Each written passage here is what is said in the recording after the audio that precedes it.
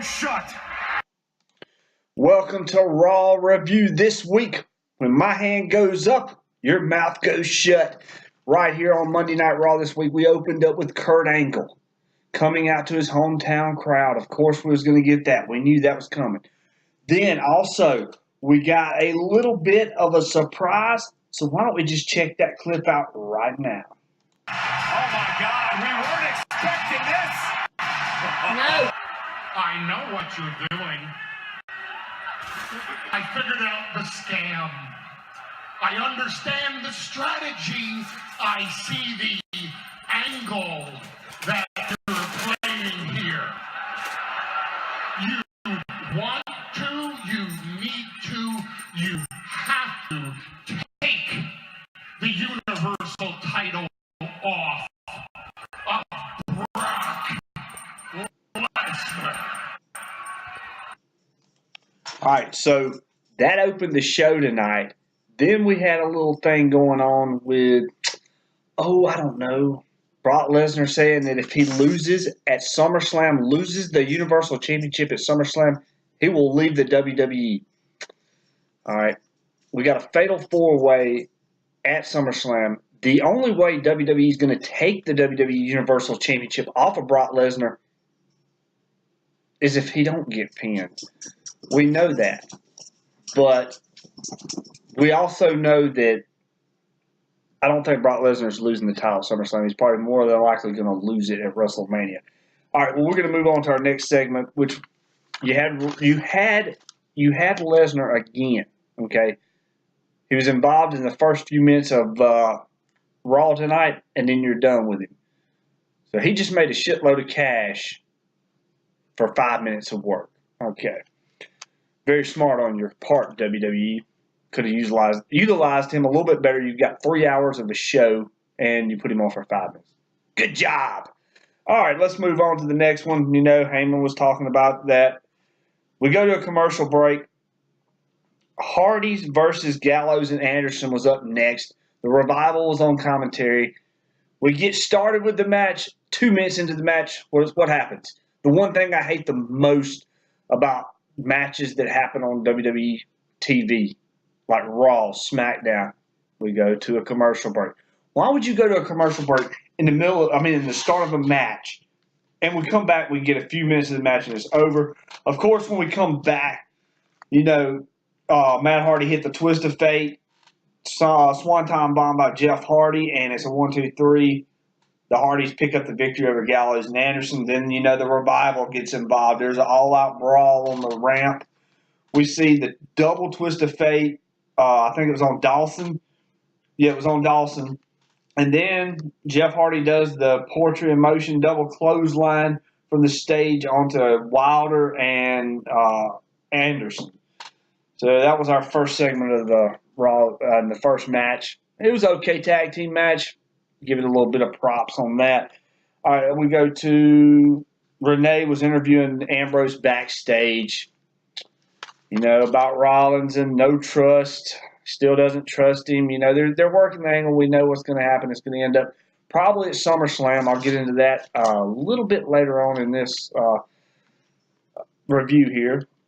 So Ambrose still doesn't trust Rollins. How could you after 3 years?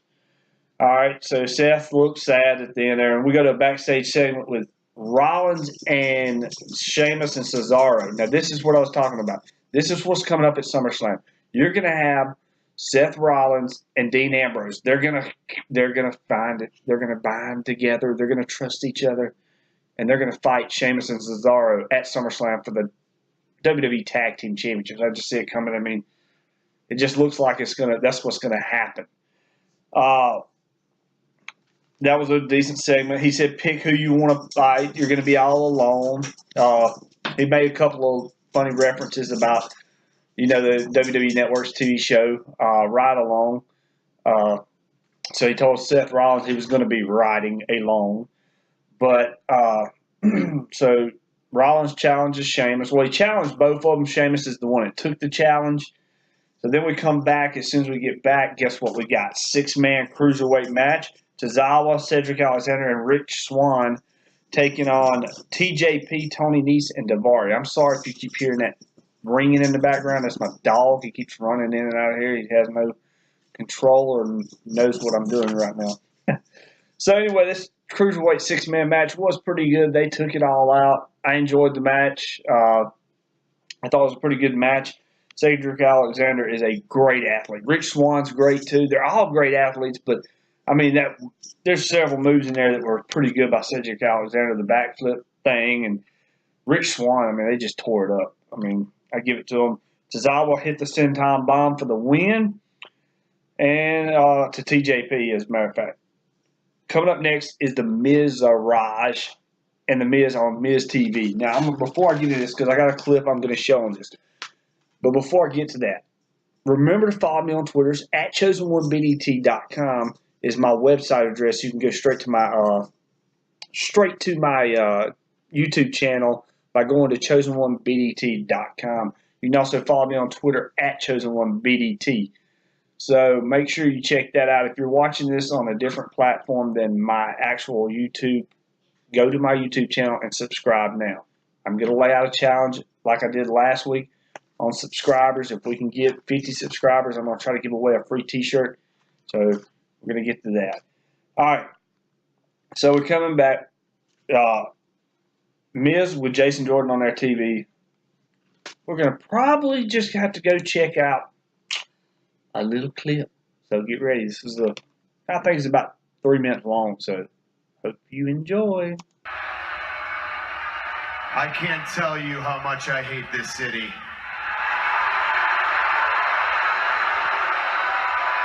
But the show must go on. Welcome to the most must-see WWE talk show in history. Welcome to Miz TV. Then the general manager and Pittsburgh's own Kurt Angle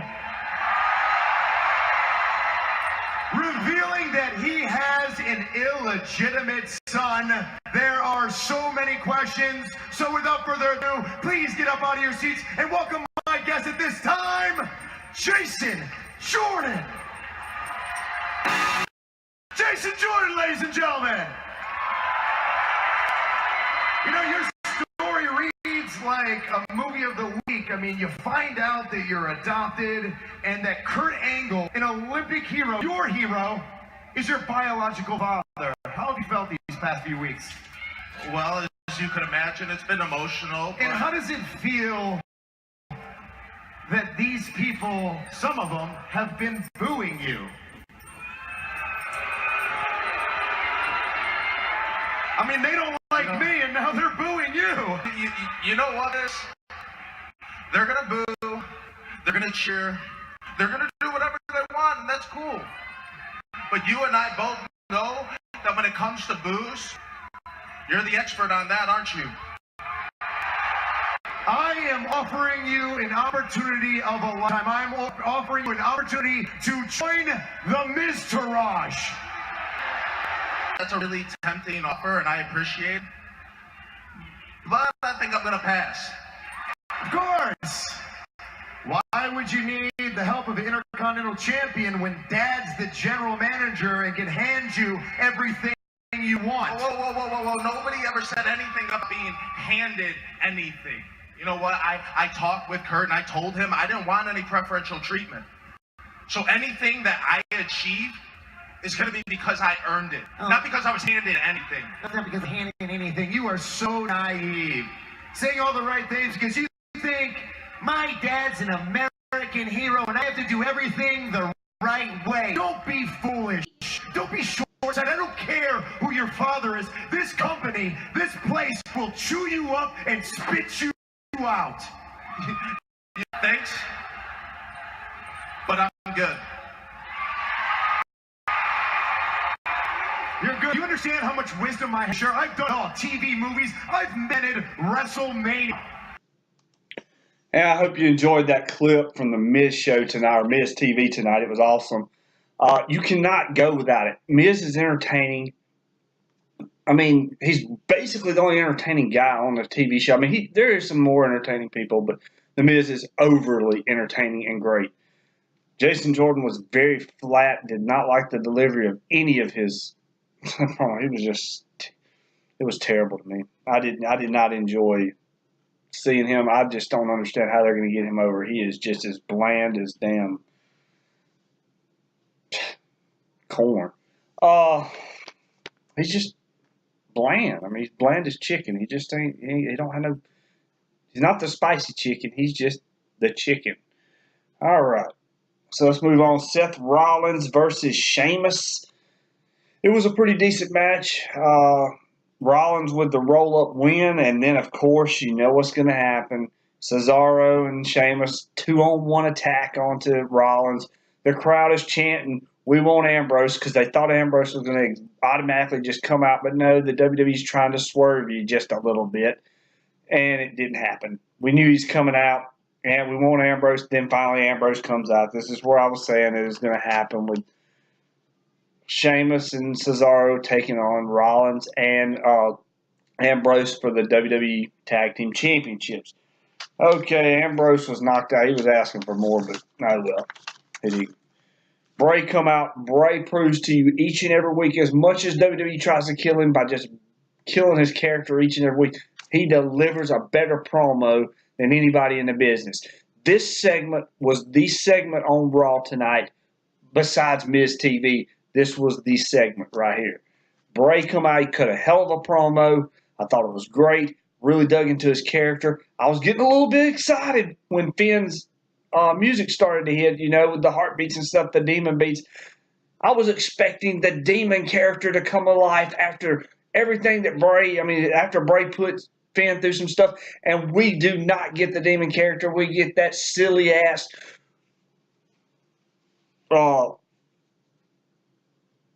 Yeah, I'm cool. I'm Finn. I'm cool.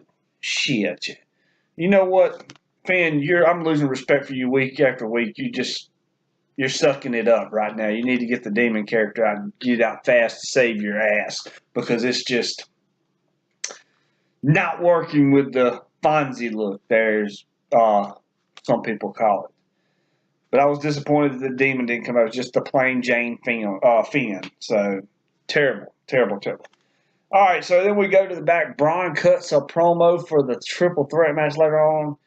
Braun is impressing me as well. He is starting to come into character. He's really doing good. He's in-ring. They're masking some of the faults that Braun has in the ring, but he was looking good in the promo, did good in the promo, and I'm going to tell you a little funny story. I've got a friend that looks just like Braun Strowman. I swear to you, he could be his damn brother. He looks so much alike him. You know, maybe next week right here on the Raw review show here on the Chosen One YouTube, I'll put a side-by-side picture of Braun and my buddy, and you'll tell me if they're not brothers or not. All right. So then it's Braun, Samoa Joe, and Roman Reigns in a triple threat match, which I thought was going to be the main event. They said it was the main event. Here we are in the main event, I guess, of the second hour, the main event. It was a pretty decent match. Roman wins. Okay, whatever. You know, what else can I say? This furthermore proves that Brock Lesnar will walk out of SummerSlam as the WWE Universal Champion. I do not see any difference happening at SummerSlam. They're building it up to make you think that Brock could lose by saying he's going to leave.